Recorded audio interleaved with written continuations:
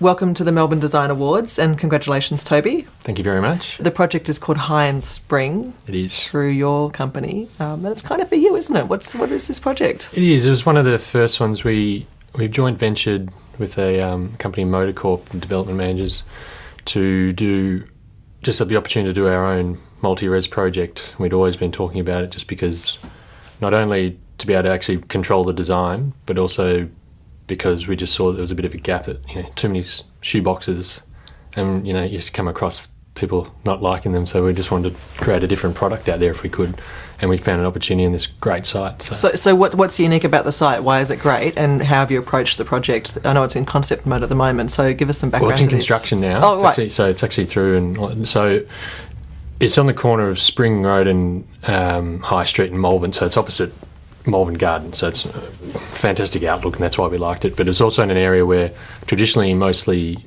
heritage modern homes, but council had obviously pigeonholed this site for growth, which obviously was always going to be, this is the first one of those sort of projects of multi-level apartment building in this area, so there was a little bit of kickback from neighbours, which is understandable. So it was a little bit about,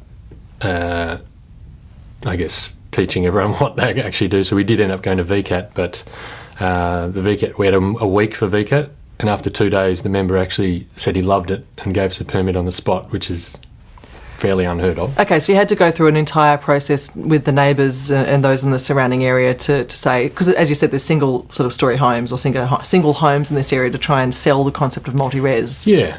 I mean, we're always, part of what we do at Ewert Leaf is try and balance practicality with design. So it's sort of art versus commerce that we think is part of our skill set, is being able to make something that's actually strong design focus, but also actually makes sense as yield for developers. Why we're doing a lot in that space at the moment, which is why, and we were able to turn it over. So we, within buying the site, we submitted for council about a month later, got it through.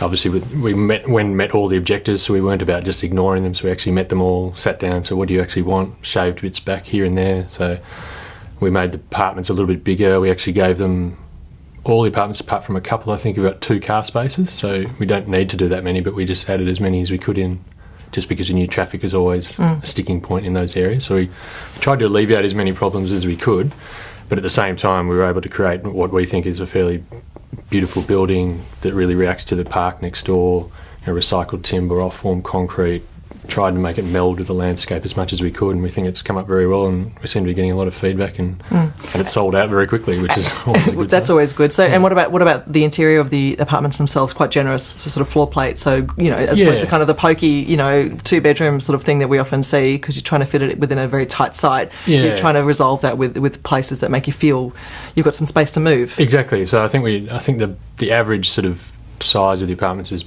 around the sort of 90 or 80 to 90, somewhere there. So for 2-bedders, the smallest one might be mid-70s or something like that. But, previous you'd see some that are down at sort of late 50s and 60s, which is getting pretty tight. And when on paper it might look okay, but when you actually see them in real life, there's nothing there. So in an area where there's a lot of downsizes, I think that's what a lot of the buyers were actually owner-occupiers. And so it's for areas where traditionally quite big houses. So realistically, to think that they're going to downsize into a tiny apartment makes no sense. So you've got to try and create a product that's going to feed back into the existing houses. Yeah, and be sort of contextual within a reason, of course, with the community. Yeah, exactly. So a lot of the times, a lot of what we talk about for the Design Awards is how you work with the client, and we know that you are pretty much the client as well. So I can't ask you how you worked with you, but I can find out about how the experience was of doing a project like this that is ostensibly for you, compared to other projects that you've done that are similar, I suppose, or have a similar kind of aesthetic or idea behind it.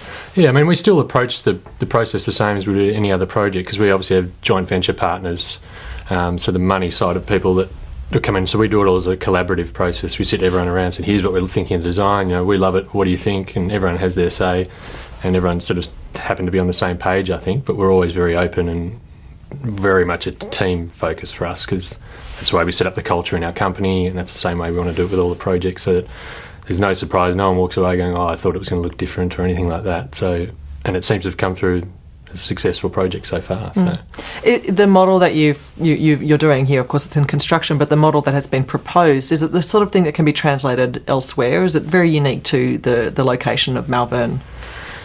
it is a little bit, just because of the park location, but I think every project is a little bit site-specific, because I think it has to be, especially with council, and especially there's so many heritage around that you have to actually, the neighbourhood character you have to set to is so specific to the houses around it that it's pretty hard to predict.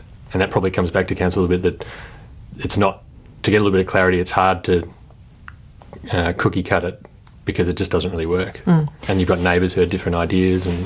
And how are the neighbours now, with the construction process going? Well, it's early stages. I know the lady next door is going to develop hers as well, but we haven't had any problems with any neighbours yet, but it's only in the ground. So it's always going to be an intrusive process building something. But I think we didn't have, for the size of the project, we actually didn't have a lot of objections. We probably only had a few, and the main ones we went and met with them personally and said, let's try and work it out. We're not going to just ignore you, because that's not why we're here. So. Yeah. How many? So it's two, 3 stories? It's 4 stories, so 27 apartments and a couple of levels of basement. And we've actually developed a couple of things in there. Like, we had a couple of leftover areas on the ground floor that, rather than try and squeeze them into apartments and have very little light to them, we actually created a wine room, communal wine room for the building, so that every apartment had its own wine fridge in this big open area, and a communal table that you could rent out and use it as a dining space if you want to do so. It was just trying to create some other spaces that you wouldn't normally see. Yeah, but that's the idea about bringing communities together in different kinds of ways. We're always so segmented into our own apartments that if you can, in multi-residential properties or new developments, create this another way of sharing, then I think you're onto a winner, I think. Yeah, I mean, you can see that sort of stuff coming through with the Nightingale apartments and things like that, but it's a tricky one, because you can set up these spaces, but you can't make people use them. Yeah. I think that's what we thought. If everyone has their own wine fridge and there's a space, you think that's something that you'd love to have as part of an apartment. And a really good locking system on the wine fridge? It is, yeah. Well, we managed to get a good deal through a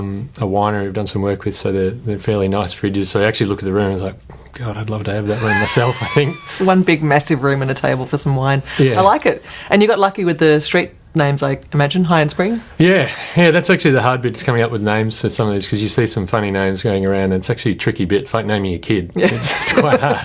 You could call your kid High and Spring. Yeah, it I know, we've got a copyright on that. Yeah. Congratulations, it's great to hear about the project. Thank you very much. Thank you, Toby.